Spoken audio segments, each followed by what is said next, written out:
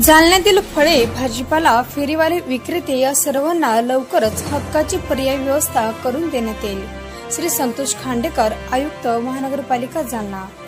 जालना शहरातील विविध समाजातील छोटमोठे व्यापारी तसेच चारचाकी फळे, भाजीपाला इत्यादी व्यावसायिक यांनी आज जालना शहर महानगरपालिका येथे जाऊन आयुक्त संतोष खांडेकर यांची भेट घेऊन निवेदन दिले. आयुक्त संतोष खांडेकर यांनी सांगितले की लवकरच प्रत्येक ठिकाणी जागा उपलब्ध करून देण्यात येईल.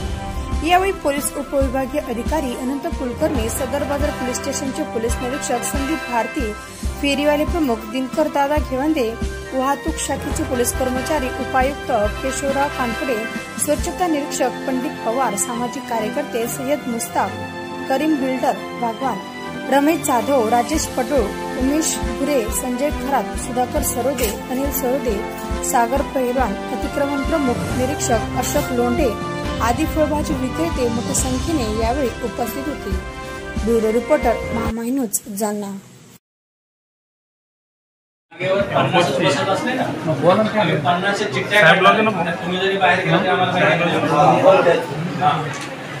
सर आदमी देखते आते जाते जो है वही नाम नहीं जो है वही हम क्या करेंगे। हम अगर देखो आप क्या करें 50 लोग ज्यादा लोग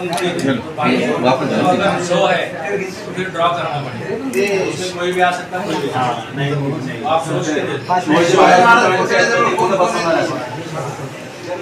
के सांगा तुम्हाला तिथे सगळे हातगाडीवाले त्या सिव्हिल हॉस्पिटल पासून इकडे 3 बिल्डिंग कडे रस्ता जातो, 4 बिल्डिंग जे पोलीस क्वार्टर्स वगैरे आहे.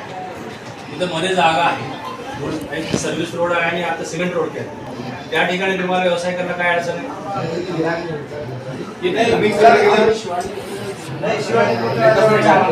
आता आहे ना लोकांच्या घरी गेला तर काय अडचण आहे.